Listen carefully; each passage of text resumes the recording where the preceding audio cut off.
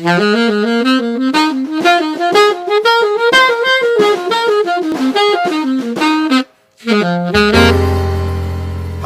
and welcome to What Lies Behind. What Lies Behind is a series of podcasts that asks what lies behind what we say and do, how we think and behave, whether it's obvious, falsely obvious, common sense notions, inherited echoes we mightn't be aware of, and seeks to surprise and risk and challenge the givens, and draw attention to the trampoline of language and start conversations that matter.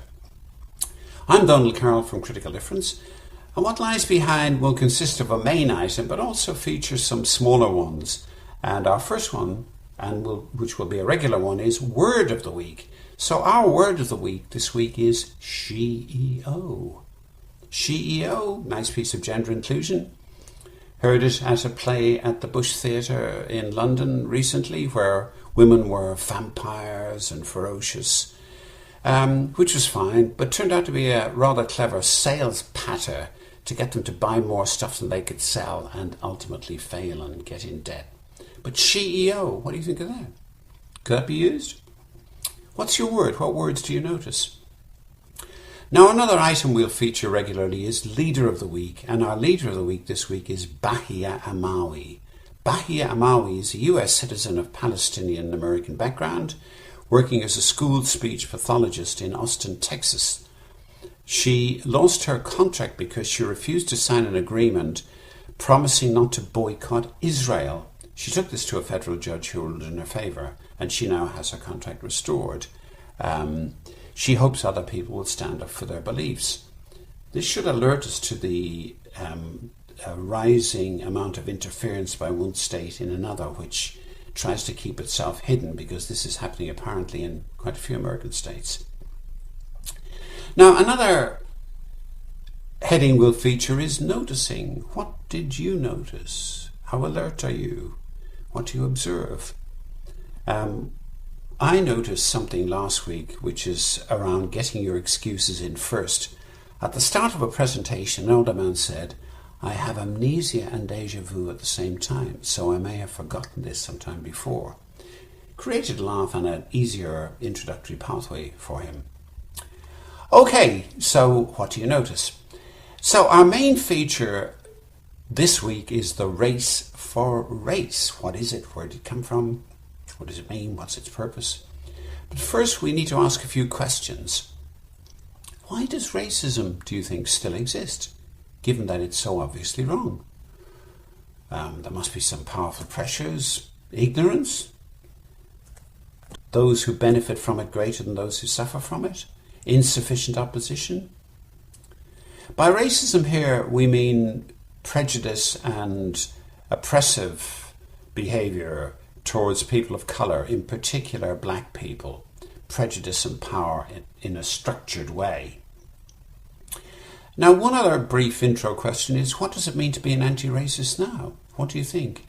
And I hope to answer that in the following outline. Now, What Lies Behind wants us to notice more and ask more questions. A couple of months back, going past Clapham Junction station, I noticed this advertising hoarding, and it said, "Slogans in nice typefaces won't save the human races." Oh, really? Are there? Now, I wanted to ask, obviously, what does race mean here, or races? But also, what were the conditions which prompted it? Where did this come from? And I'm using as a reference the excellent Ibram Kendi, his work shaped around 4 questions. By the way, I'm white. I'm a lifelong anti-racist. I'm not an expert in anything, but I want to use this as a contribution to conversations that matter. So, in relation to race, 1, what was the first discovery?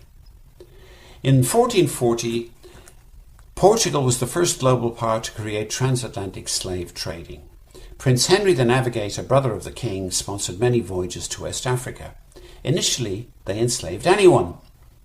But over time, Portugal began to exclusively trade in Africans, getting more income from trading slaves than taxation at home. So, the first discovery, a business model. But of course, business models need more than that to survive. So the second question, what was the second discovery?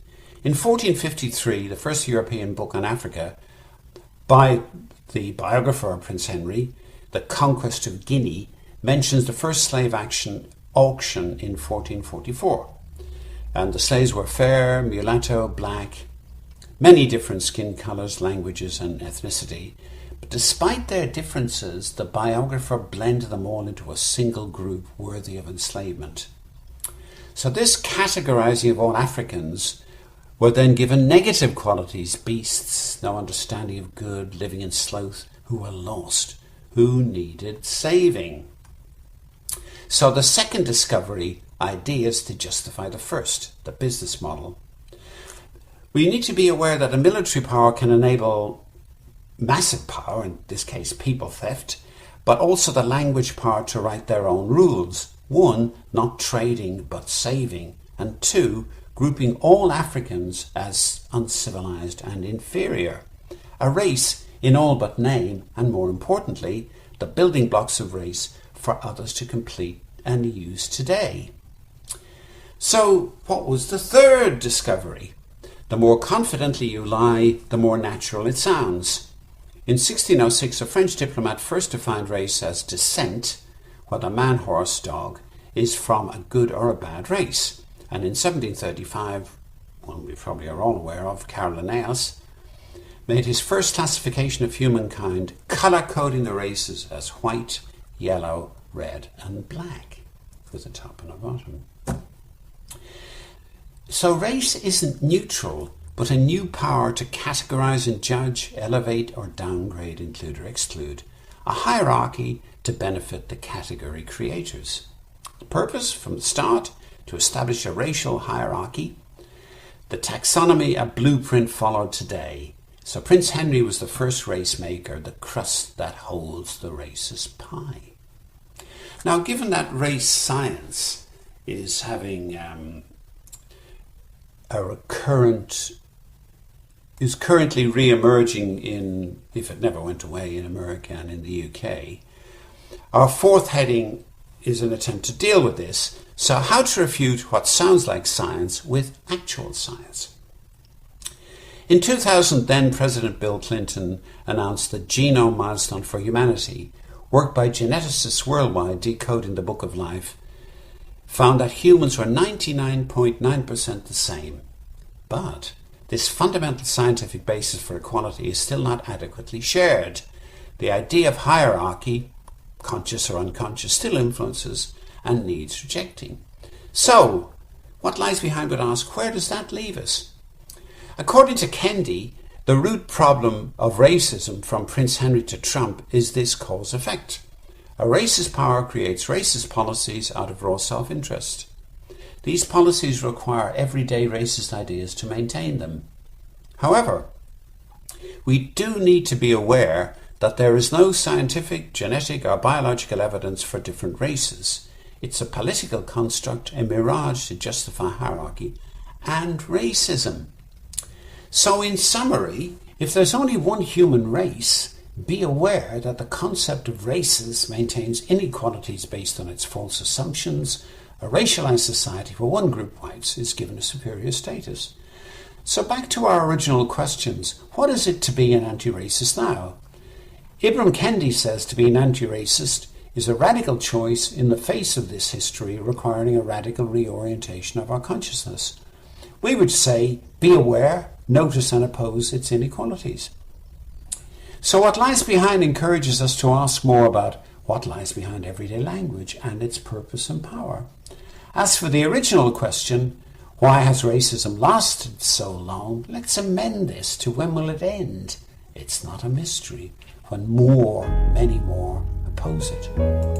This is Donal Carroll signing off. Let us know what you think of this. We'll get to you for next week.